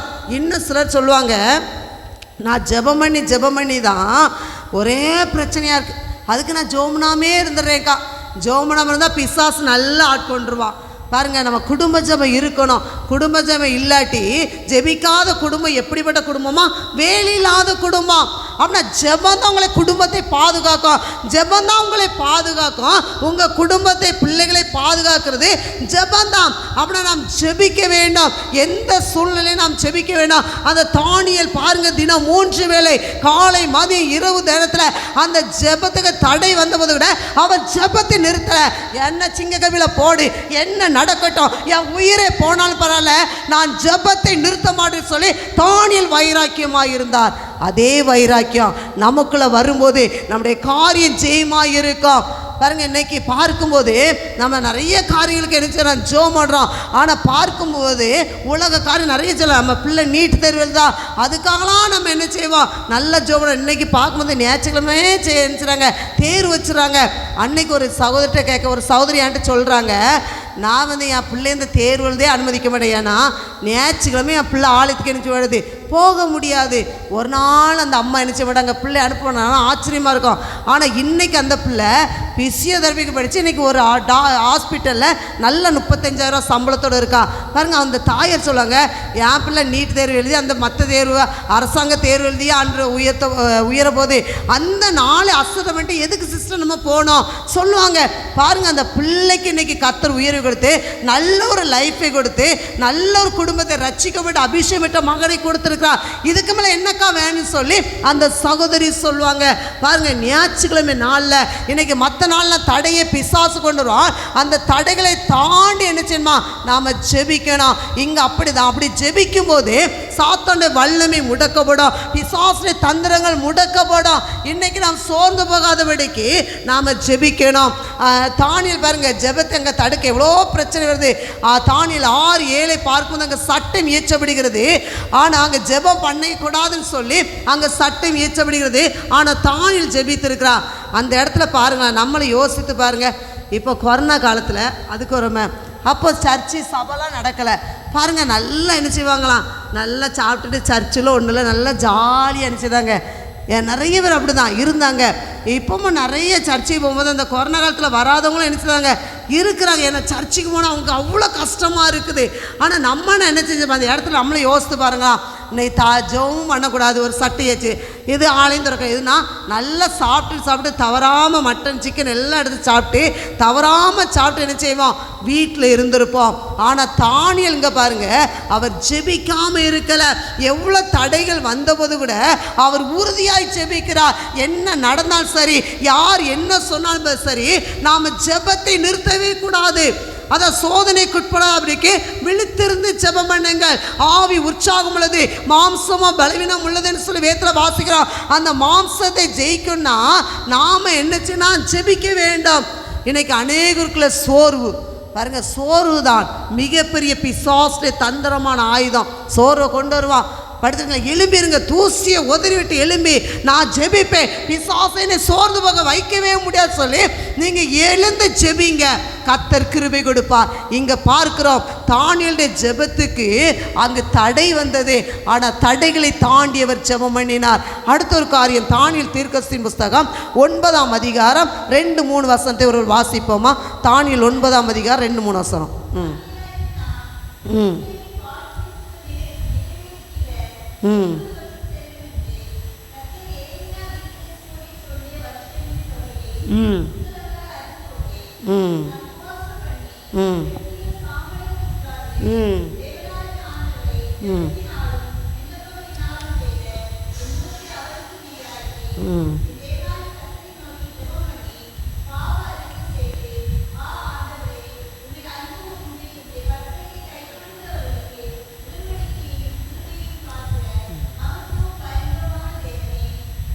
அல்லேலூயா. அடுத்த ஒரு காரியம் பார்க்கும்போது உபவாசம் பண்ணி ஜெபிக்கிறார். தானியல் எப்படி ஜெபிக்கிறாரா, உபவாசம் பண்ணி என்ன செய்கிறாரா, ஜெபிக்கிறார். பாருங்க, அந்த இடத்துல பார்க்கும்போது எரேமியா தீர்க்க புஸ்தகங்களால் அறிந்து கொண்டே நின்று சொல்லுகிறார். பாருங்க, 87 வயசில், ஏன் சொல்கிறேன்னா நீங்கள் இதில் கணக்கிட்டு பார்க்கும்போது 17 வயதில் அவர் கொண்டு வரப்படுகிறார். 70, 17, 87 வயசு. அங்கே 87 வயதில் அவர் என்ன செய்கிறாரா, உபவாசிக்கிறார். இயேசு குறித்து வேதத்தில் வாசித்து பார்க்கும்போது அவர் 40 நாள் உபவாசம் இருக்கிறார். நெகேமியா உபவாசம் இருக்கிறார். எஸ்தர் பாருங்க, இரவும் பகலும் அல்லும் பகலும் புசியாமலும் குடியாமலும் இருந்து நான் என் தாதி ஒரு உபவாசம் சொல்லி எஸ்தர் உபவாசத்தை ஜெபிக்கிறார். அதே போல எஸ்தர் உபவாசத்தை ஜெபித்ததுனால அந்த ஆமானுக்கு அழிவு வந்தது. பாருங்க, அங்கே பார்க்கும்போது அதை நாம் அறிந்து கொள்ள முடியும். இவையான பிசாசு ஜெபத்தினாலும் உபவாசத்தினாலும் வேறு விதத்தினாலும் புறப்பட்டு போகாது. அப்படின்னா நாம் என்ன செய்யணுமா, தானியேல் இருந்த காரியம், அவர் உபவாசம் இருந்து ஜெபித்தார். நாம் இன்னைக்கு உபவாசம் இருந்து நாம் ஜெபிக்கிறோமா? ஒரு நேர சாப்பாட்டை ஒதுக்கி நாம் இன்னைக்கு நாம் ஜெபிக்கிறோமா? உபவாச ஜெபம் வல்லமை உள்ளது, அது பிசாசை ஜெயிக்கக்கூடியது. அப்படின்னா ஒருவேளை ஒரு நாளைக்கு, ஒருவேளை ஒரு வாரத்தில் ஒருவேளை நாங்கள் என்ன செய்யலாம், நாம் சாப்பாடை ஒதுக்கி நாம் உபவாசம் இருந்து நாம் ஜெபிக்கலாம். தானியேல் அப்படியா தான் ஜெபிக்கிறார். இன்னைக்கு உபவாசம் நாம் என்ன செய்யணுமா, நாம் ஜெபிக்க வேண்டும். இன்றைக்கு நாம் ஜெபிக்கிறோமா? யோசித்து பாருங்க. நாம் அங்கே பார்க்கிறோம், ஒரு நாம் குடித்து நாம் என்ன செய்யலாம், தண்ணீர் பருகி விட்டு நாம் சாப்பாட்டை ஒதுக்கி வைத்து நாம் உபவாசம் என்று நாம் ஜெபிக்கலாம். சிலர் சொல்லுவாங்க உபவாசம் சொல்லுவாங்க, ஆனால் ஜெபம் பண்ண மாட்டாங்க. ஆனால் உபவாசம் இருந்தால் நாம் ஜெபம் பண்ண வேண்டாம். அன்னைக்கு ஒரு வாலிப மகள் என்கிட்ட சொன்னான், அக்கா நான் உபவாசம்னு சொல்லி என்கிட்ட சொன்னா, உபவாசம் இருந்து இருக்கேன்னு சொல்லி. அப்படின்னா நான் கேட்டேன், சரிம்மா நீ உபவாசம் இருக்குன்னு சொல்கிறா, நீ எப்போ ஜோமுனான்னு கேட்டேன். இல்லை நான் சாப்பிடாம நான் என்ன செய்வேன், ஸ்கூலுக்கு வேறு சொல்லி நீ உபவாசம் இருக்கல பட்டினியாக போகிறான்னு சொன்னேன். அப்படின்னா நான் உபவாசம் இருந்தால் நாம் என்ன செய்யணும், நாம் ஜெபிக்கணும். ஒரு நீங்கள் தனியாக வீட்டில் இருந்து ஜெபம் பண்ண முடியலையா, ஆலயத்துக்கு வந்து ஜெபம் பண்ணுங்க. ஒருவேளை உணவை தவிர்த்து உபவாசம் என்று நாம் ஜெபிக்கலாமே.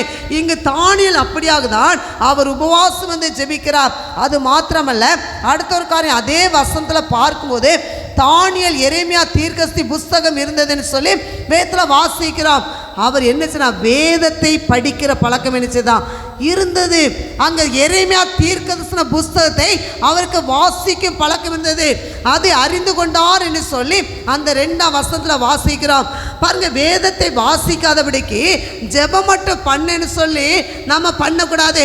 வேதத்தை கேளாதபடிக்கு தன் செவியை விழுக்கூடிய ஜெபம் அருவருப்பானது என்று சொல்லி அவனை வேதத்தை வாசிக்கணும். நாம் வேதத்தை ஆராய்ந்து பார்க்கணும். சங்கீதம் 1ஆம் அதிகாரத்தில் சொல்லப்படுது, கர்த்தரை வேதத்தில் பிரியமாயிருந்து இரவு படு வேதத்தில் தியானமாக இருக்கிற மனுஷன் பாக்கியவான், அவன் செய்வதெல்லாம் தான் வாக்கியம். அதுக்கு முன்பதாக நான் பார்க்க துன்மார்க்க ஆலோசனை நடவாமலோ, பாவிட வழி நிற்கக்கூடாது, பரியாச உட்காரக்கூடாது. அப்படின்னா எங்கே உட்காரணும், கர்த்தருடைய வேதத்தில் பிரியமாயிருங்க. அந்த வேதத்தில் பிரியமாக இருந்தால் தான் அதை நாம் வாசிக்க முடியும். பாருங்க, ஒரு நாளைக்கு இன்னைக்கு எத்தனை அதிகாரம் நாம் வாசிக்கிறோம். இன்னைக்கு இதில் இருக்கிறீங்க, நீங்கள் உங்களை ஆராய்ந்து பாருங்க, உங்கள் இருதயத்தை கேட்டு பாருங்க, நீங்கள் வேதத்தை வாசித்து எத்தனை நாட்கள் ஆனது. இன்னைக்கு தானியேலின் காரியம் ஜெயமாய் இருந்ததுன்னா அவர் வசனத்தை தியானித்தார். எரேமியா தீர்க்கதரிசியின் புஸ்தகத்தின் மூலமாய் அவர் என்ன அறிந்து கொண்டார். அங்கே பார்க்கிற இயேசுவை குறித்து வேதத்தில் வாசித்து பார்க்கும்போது இவர் கல்லாதவராக இருந்தும் வேத எழுத்துக்களை எப்படி அறிந்திருக்கிறார். வேத எழுத்து, இன்னைக்கு வேத அறிவு நமக்குள்ள வேணும். உலக அறிவை வச்சு என்ன செய்ய முடியாது, ஒன்றுமே பண்ண முடியாது. நமக்குள்ள வேத அறிவு இருக்கிறதா யோசித்து பார்ப்போம். அன்றைய வேத வசனத்துக்கு நாம் எவ்வளோ முக்கியத்துவம் நான் கொடுக்கிறோம் யோசித்து. வசனத்தை சொல்லி சொல்லி நம்ம ஜெபம் பண்ணுங்க, வசனத்தை தேடி தேடி வாசித்து நீங்கள் ஜெபம் பண்ணுங்க.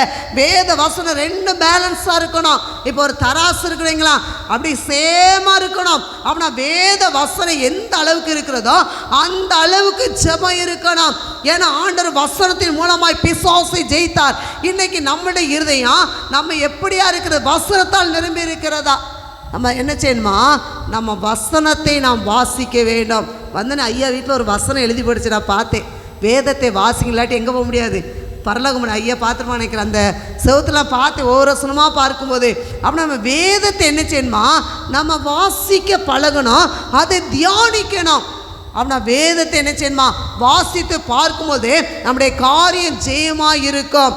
அடுத்த ஒரு காரியம் பார்க்கும்போது தானியேல் 9ஆம் அதிகாரம் 20லேருந்து 23ஆம் வசனம் வரை நீங்கள் வேதத்தில் வாசித்து பார்க்கும்போது பதில் வரும் வரை அவர் என்ன செய்தானா, ஜெபம் செய்தார். 23ஆம் வசனம் வாசிப்போமா.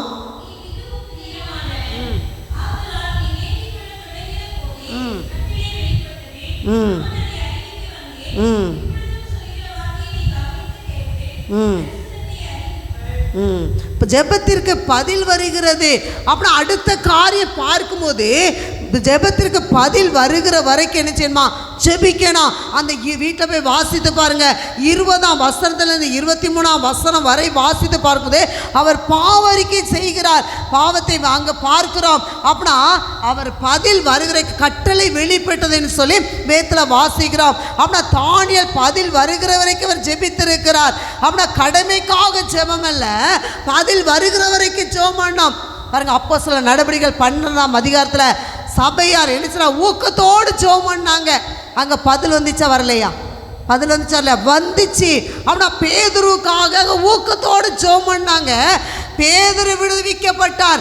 அப்படின்னா நம்ம ஊக்கத்தோடு ஜெபம் பண்ணும்போது அப்படின்னா இன்னைக்கு நீங்க சொல்லுங்க, ஆண்டவரே ஒரு காத்துங்க ஜெபம் பண்ணலாம், 1 வருஷம் 2 வருஷம் ஜெபம் பண்ணிருக்கலாம், ஆனா இன்றைக்கு கர்த்தர் சொல்லுகிறார் நீங்க ஜெபத்தை நிறுத்தாதபடிக்கு ஆண்டவரே நீர் எனக்கு பதில் கொடுப்பீங்கன்னு சொல்லி அந்த பதில் வருகிற வரைக்கும் ஜெபம் பண்ணுங்க. இன்னைக்கு அப்படி ஜெபிக்கணும், அதை தான் கர்த்தர் விரும்புகிறார். இன்னைக்கு ஆண்டவருடைய சமூகத்தில் சொல்லுங்க, ஆண்டவரே பதில் வருகிற வரைக்கும் நான் ஜெபத்தை நிறுத்த மாட்டேன்னு சொல்லுங்க. பாருங்க, ஒரு சகோதரி அப்படியாக தான் அவங்க தன்னுடைய வாழ்க்கையில் பாருங்க 4 வருடங்களாக குழந்தை இல்லை. அப்போ சொன்னாங்க அவங்க, அக்கா நாங்கள் உபவாசம் இருந்தோம் பாருங்க, ஒரு 5-6 மாதம் எங்களுக்கு குழந்தை இல்லைன்னு நாங்கள் தொடர்ச்சியாக 4 வருஷம் விடாமல் ஜெபம் பண்ணாங்களாம். கணவன் மனைவியாய் வாரத்தில் ஒருக்க உபாசம் இருந்து ஜெபம் பண்ணாங்களாம். அந்த சகோதரி சொன்னாங்க, நான் விடலை, ஆனால் பதில் கிடைக்கிற வரைக்கும் ஜெபம் பண்ணேன். 4 வருஷம் கழிச்சு கர்த்தர் எனக்கு ஒரு சந்ததியை கொடுத்தார், எனக்கு ஒரு கர்ப்பத்தையும் கனியை கொடுத்தாருன்னு சொல்லி அவங்க சொன்னாங்க. அப்பட அன்பு தேவனுடைய பிள்ளைகளே, ஒரு பிள்ளைடைய காரியமாக இருக்கலாம், அவருடைய குடும்ப காரியங்களாக இருக்கலாம், இதுவரைக்கும் ஆண்டவரே 2025 வருஷம் முடிஞ்சிட்டு 26 வருஷம் வந்துட்டேன், இந்த மாதத்தில் வந்துட்டேன், எனக்கு பதிலே இல்லைன்னு சொல்லி நினைக்கிங்களா? சோர்ந்து போகாதீங்க, பதில் கிடைக்கிற வரைக்கும் ஜெபம் பண்ணுங்க. தானியேல் அப்படியாக தான், அவர் பதில் கிடைக்கிற வரைக்கும் என்ன செய்தாராம்? ஜெபம் பண்ணினார். பாருங்க, எனக்கு பிடிச்ச அருமையான ஒரு வசனம் கடைசியாக அதை சொல்லி நம்ம ஜெபிக்க போகிறோம். அதே தானியேல் தீர்க்கதரிசியின் புஸ்தகம் 10ஆம் அதிகாரம் திருப்பிக் கொள்வோமா? அந்த இடத்துல பார்க்கும்பொழுது 10ஆம் அதிகாரம் 13ஆம் வசனம் ஒரு வாசிப்போம்.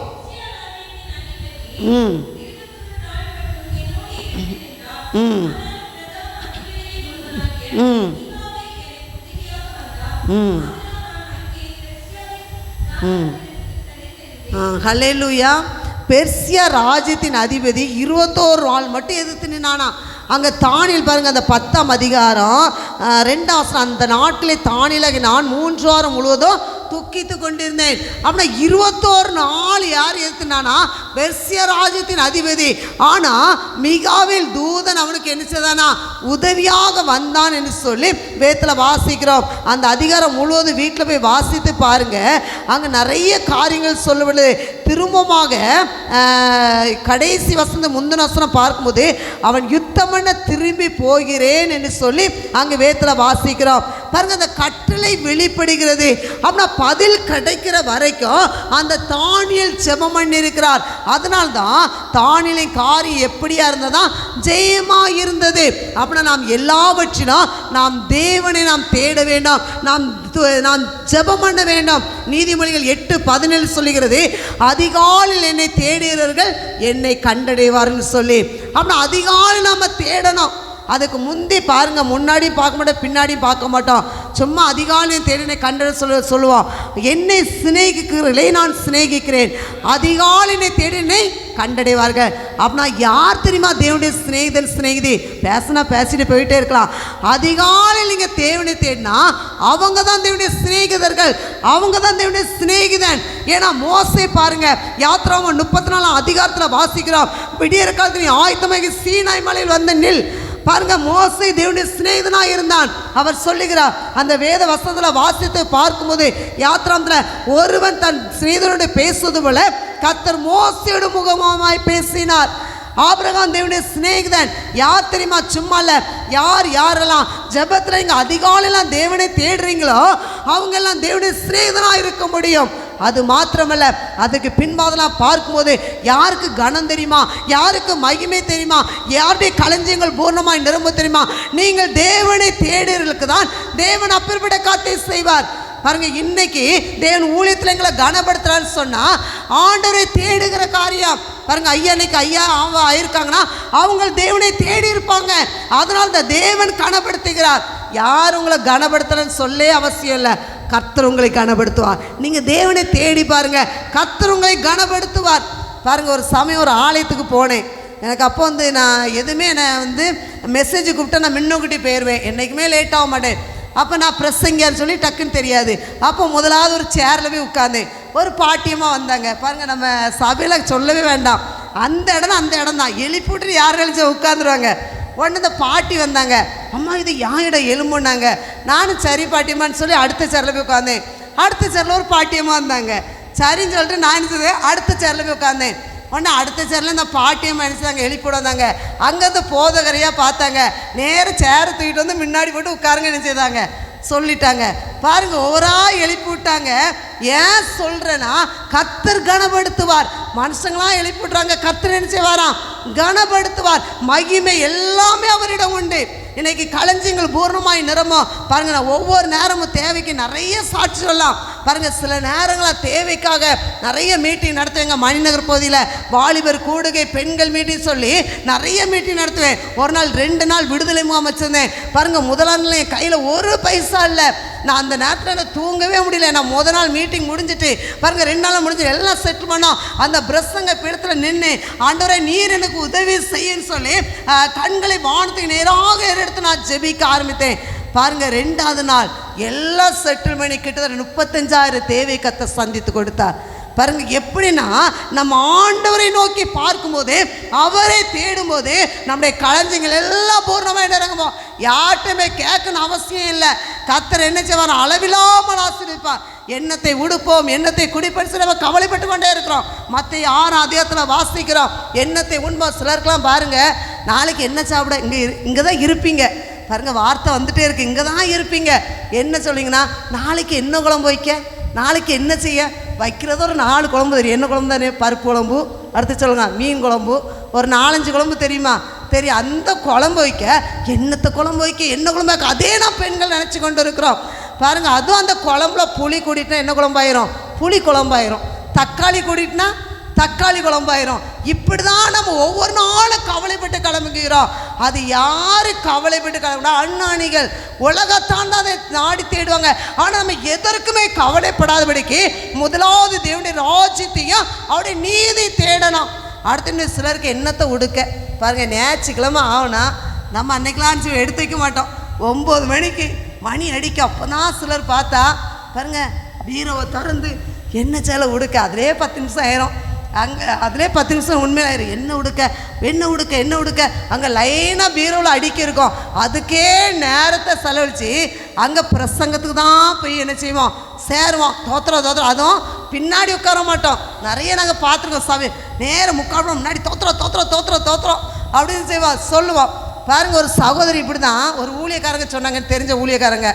உடனே அவங்க லாஸ்ட்டில் வந்தாங்களாம் பிரசங்க டைமில், தோத்திரம் அந்நிய வசனம்லாம் உட்காந்தாங்களாம். உடனே அந்த பிரசங்கர் சொன்னால், அவர் வள்ளிமலை பிரசங்கர், பழைய பிரசங்கர் பார்த்துருங்க. ஒரு ஊழியக்காரன் சொன்னால், ஒரு புஸ்தகத்தில் வாசித்தாங்க. உடனே அம்மா நிறுத்து அப்படின்னாராம்.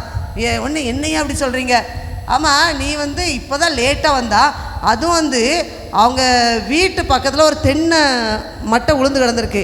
அதையும் அது அடுத்த வீட்டு தென்னை மட்டை உள்ளதூக்கி போட்டு வந்தாங்க. அவர் நல்ல தீர்க்கதரிசியா, பழைய காலத்து ஆட்களாம் அப்படி இருக்கா. நீ அடுத்த வீட்டு தென்னை மரத்தை தோத்திரம் அது எப்போ வந்தா, லேட்டாக வந்தா நம்ம ஜெபம் கேட்கப்படுறதுக்கு. அப்படி இல்லை, நாம் எல்லாவற்றிலும் முதலாவது என்ன செய்யணுமா, தேவனை நாம் தேட வேண்டும். அன்னைக்கு அப்படியே தான் ஒரு சபைக்கு நான் பிரசங்கம் பண்ண போயிருக்கேன். அப்போ போய் கொண்டிருக்கும்போது ஒரு சகோதரி வேகமாக அழைத்து போகிறாங்க. நான் வேறு சபைக்கு போகிறேன். 10 மணிக்கு எங்கள் சர்வீஸ், நான் ஒரு அரை மணி நேரம் தான் எங்கள் வீட்டில் இருந்து கிளம்புறேன். அப்போ அந்த சகோதரர் பைக்கில் ஏற்றி கூட என்ன செய்கிறாரு, வர மனைவி கூட வேகமாக ஓடி வருது அந்த மனைவி. அங்கே என்ன பிள்ளைகள் வசனம் சொல்லிகிட்டு இருக்கு. சொன்ன உடனே அவர் சொல்கிறாரு, மெல்ல வா. உடனே அது வேகமாக இருந்தது. ஐயோ சர்ச்சில் ஆரம்பிச்சலான்னு சொல்லி, ஏற்கனவே அங்கே லேட்டு தான், 1/4 மணி நேரம் 20 நிமிஷம் லேட்டு தான். உடனே அந்த சகோதரர் சொல்கிறாரு, ஐயர்வாள் அங்கே தான் இருப்பார், மெல்ல போகலாம். என்னது, ஐயர்வாள் அங்கே தான் இருப்பார், ஆனால் நம்ம போகிறது லேட்டாக தான். இன்னைக்கு நாம் என்ன செய்யணும், சரிபடணும். முதலாவது தேவனுடைய ராஜ்யத்தை, அவருடைய நீதினா அவரை நாம் தேடுகிறதுல முந்திக்கொள்ளணும். கல்யாண வீட்டுக்கு நான் பாருங்களா, சிலர் அன்றைக்கி ஒரு அக்கா போகிறாங்க, சொல்லிக்கிட்டே இருக்கலாம். லேட்டாக போனால் என்ன இருக்குமா, மட்டன் இருக்காது, குழம்புல எப்படி இருக்குமா, ரசம் ஆயிரும். அந்த பந்திக்கு நம்ம லேட்டாக போக மாட்டோம், ஆனால் ஆலயத்துக்கு போனால் நம்ம லேட்டாக போகிறோம். முதலாவது தேவனை தேடுங்க. எல்லாவற்றிலும் இன்னைக்கு இந்த முதலாவது மாதம் நீங்கள் அர்ப்பணிங்க. ஆண்டு எல்லாவற்றிலும் உண்மை நான் தேடுவேன்னு சொல்லுங்க. நம்ம முதலாவது கர்த்தரை என்ன செய்யணுமா, நாம் தேடணும். நாளைக்காக கவலைப்படாதுங்க, கரெக்டாக கர்த்தர் நடத்துவார். இன்றைக்கி நீங்கள் வந்திருக்கு, என்னைக்காவது ஆண்டவங்களை பட்டினி போட்டிருக்காரா? கொரோனா காலத்தில் தான் பாருங்கள், அன்றைக்கி தான் நல்லா சாப்பிட்டோம். நாங்களாம் சொல்ல போனோம் தான், ஊழியமும் கிடையாது, ஒன்றும் கிடையாது, வீட்டில் இருந்தால். ஆனால் நல்ல ஆண்டு நடத்தினார், போசித்தார். நம்ம யாரையாவது பட்டினி பட இல்லை அப்படின்னா கவலைப்படாதீங்க. அது அண்ணாணிகள் நாடி தேட அவங்க கவலைப்படுறாங்க, உலகத்தான் கவலைப்படாங்க. ஆனால் நாம் தேவனுடைய ரத்தத்தால் கழுவப்பட்ட பிள்ளைங்க, நாம் கவலைப்படவே கூடாது. தேவனை தேடுவோம். இங்கே தானியேல் அப்படியாக தான் தேவனை ஒழுங்குக்கிறோமாய் தேடினார். இன்னைக்கு சொல்ல போய் ஆண்டவரே, நான் முதலாவது உங்களை நான் என்ன செய்யணுமா, தேடணும். அங்கே அப்படியே அந்த அதிகாலையில் தேடினாங்க.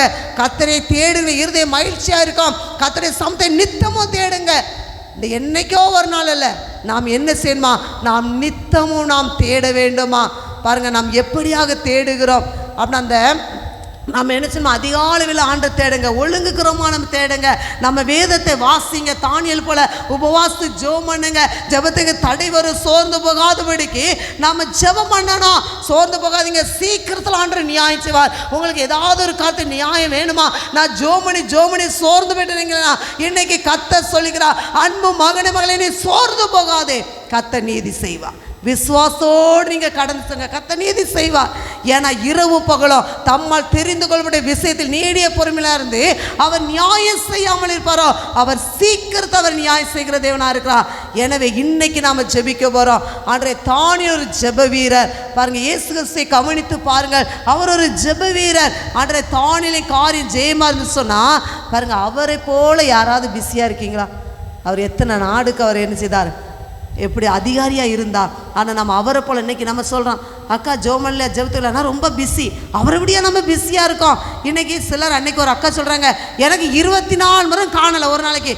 அக்கா நீங்கள் 24 மணி கொடுத்தே ஒன்றும் செய்ய மாட்டீங்க, இன்னும் கூட 2 மணி கொடுத்தா என்னத்தை சாதிக்க வரும்? 24 மணி நேரத்திலே தசமாவத்தை 2.25 மணி நேரம் கொடுக்கணும், அதே நாம் கொடுக்க மாட்டோம். நம்ம என்னத்தை சாதிக்க போகிறோம் அப்படின்னா, ஜெபத்துக்கு நாம் முதலிடம் கொடுங்க. காலையில் எழும்பின உடனே நேர வேலைக்கு கிச்சன் பக்கத்தை ஓடாதீங்க.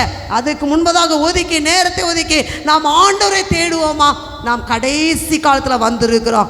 நாம் ஜெபம் பண்ணாதான் நாம் கைவிடப்பட்டு போக மாட்டோம். நாம் ஜெபிக்கணும். ஆண்டவர் சொல்லி நம்ம ஜெபம் பண்ணல தேடலாம், நான் உங்களை அறியேன்னு சொல்லிடுவார். அப்படின்னா இன்றைக்கி சொல்லுங்கள், யாராக இருந்தாலும் சரி, நம்ம அப்படியே நம்ம ஜெபம் பண்ண போகிறோம். எல்லாரும் முழங்கால் பண்ணிட்டு அப்படியே நம்ம ஜெபம் பண்ணோமா. ஆண்டவரே, நான் ஜெபத்துக்கு நான் முதலிடம் கொடுக்கணும், ஆண்டவரே நான் ஜெபத்துக்கு நான் முதலிடம் கொடுக்கணும்னு சொல்லி அப்படியே நம்ம ஜெபம் பண்ண போகிறோம். அப்படியே நம்ம ஜெபம் பண்ணோமா. ஆண்டவரே, நான் எல்லாவற்றையும் ஆண்டவரே நான் ஜெபிக்கேன் ஆண்டவரே, அப்படி எல்லாம் வச்சு நான் ஜெபிக்கேன் ஆண்டவரே. நன்றியோடு நாங்களுமே சோதரோம். எல்லாரும் வாய் தந்து சொல்லுங்க, ஆண்டவரே எனக்கு ஒரு ஜெப ஆவி வேணும், ஜெபிக்கிறது ஒரு வரம். இன்னைக்கு சொல்லுங்க, ஆண்டவரே கேட்ட வார்த்தையின்படி பாருங்க, தானியேல்கிட்ட ஒழுங்குக்கிரமான ஜெபம் இருந்தது. தானியேல் உபவாசம் பண்ணி ஜெபம் பண்ணா. தானியேலுக்கு ஜெபத்துக்கு தடை வந்தது. அந்த பத்திரத்துக்கு கையெழுத்து போட்டாச்சு. இனி யார் எந்த தெய்வத்தை வணங்கக்கூடாதுன்னு சொல்லி 30 நாள் ஒரு வணங்கணும். ஆனால் தானியேல் ஜெபத்தை நிறுத்தவே இல்லை. சிங்ககவில போட்டால் சரி, என் உயிரே போனால் சரி, நான் ஜெபத்தை நிறுத்தவே மாட்டேன். நம்முடைய உயிர் மூச்சு எல்லாம் ஜெபம் தான். ஏன்னா சங்கீதம் 65:2 சொல்கிறது, ஜெபத்தை கேட்கிற மாம்சமான யாவரும் உம்மிடத்தில் வருவான்னு சொல்லி.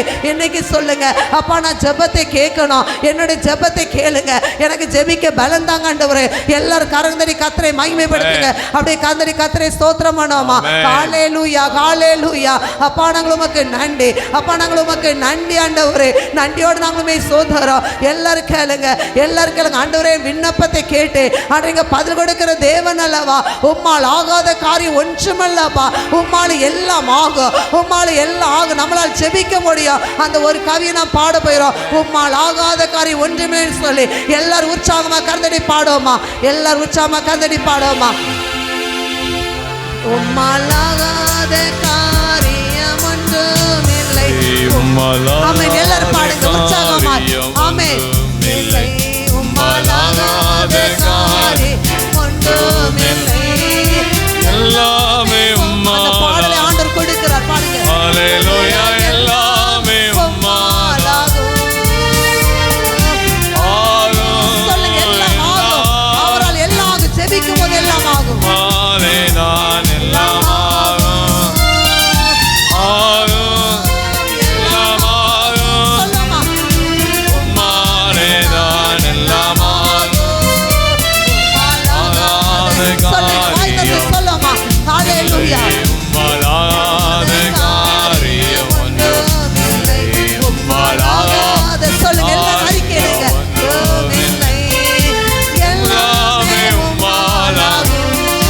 ஹல்லேலூயா. எனக்கு குறித்ததை நிறைவேற்றி முடிப்போர் நீரே. ஆமென். ஆகும், எல்லாம் ஆகும். உம்மாலே தான் எல்லாம் ஆகும். ஆமென், ஆமென். ஆகும்,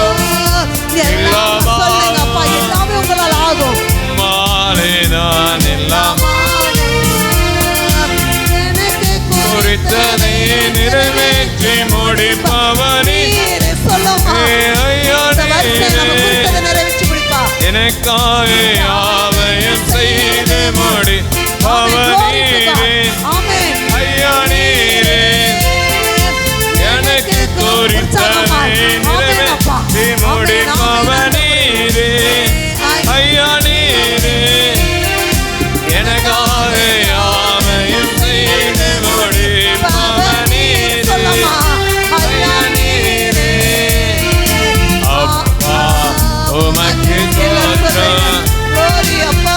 அன்பே நடுவுலோடு வல்லமை நிரம்பியிருக்கிறது. ஆமென். அப்பா உமக்கு தோற்றம் அன்பே உமக்கு தோற்றம் உம்மாலா சொல்லமா. ஆமென் அப்பா. ஆமென் ஆண்டவரே. ஹalleluya. ஆமென். ஆமென் ஆண்டவரே. எல்லாரும் உற்சாகமா உம்மால் எல்லாகும் அப்பா. இந்த ஜெபத்துல உம்மால் எல்லாம் ஆகும். எல்லாமே உம்மாலா ஹalleluya எல்லாமே உம்மாலா எல்லாம் சொல்லமா. ஆகும். எல்லா கண்களை மூடி இருக்கட்டும். Glory. இக்காபா, ஷகாபா, பாபா. எல்லாரும் உற்சாகமா கதறி பாடுங்க. உம்மால் எல்லாம் ஆகும் ஆண்டவரே.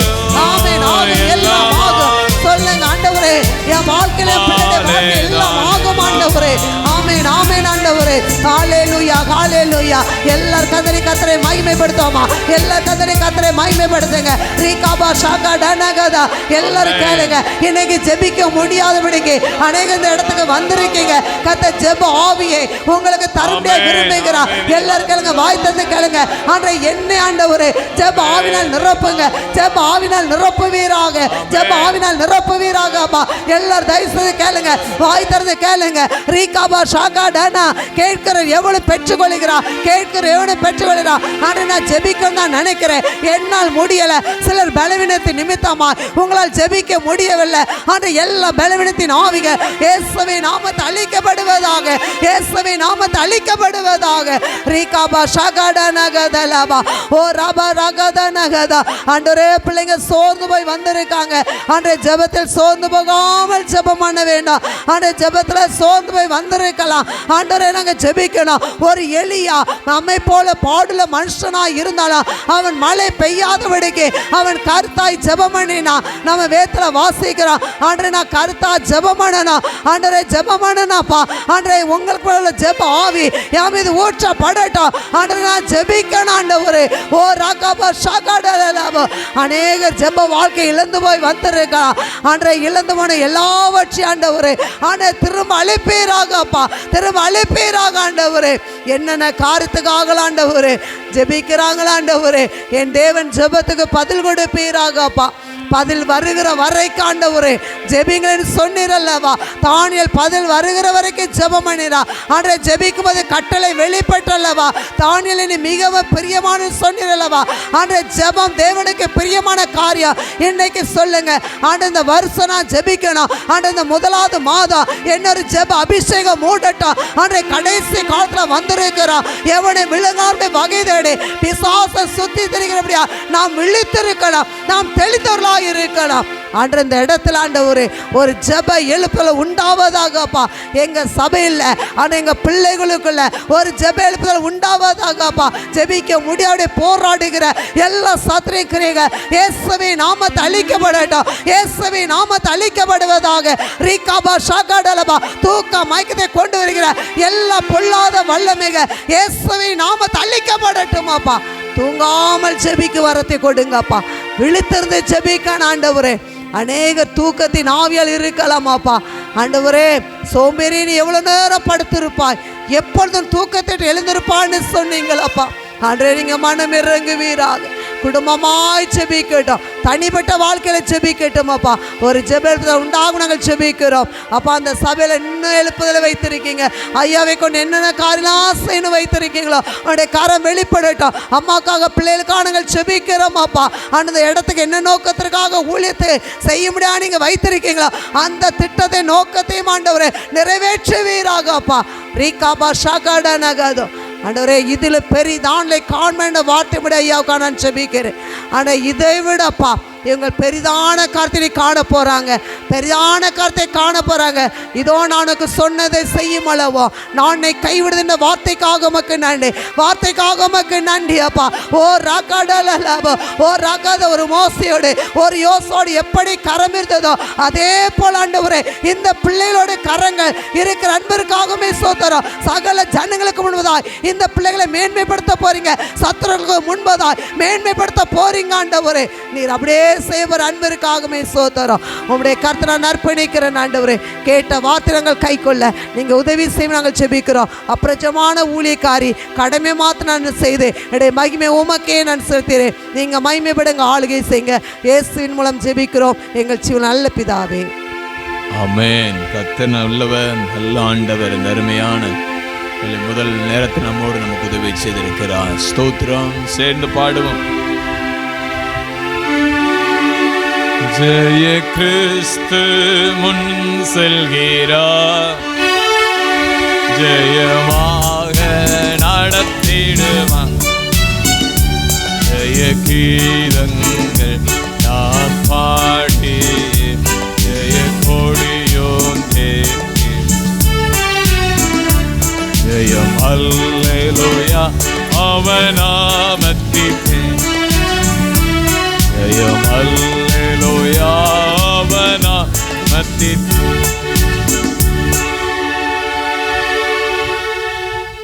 அன்பானவர்களே, இந்த அருமையான வேளையிலே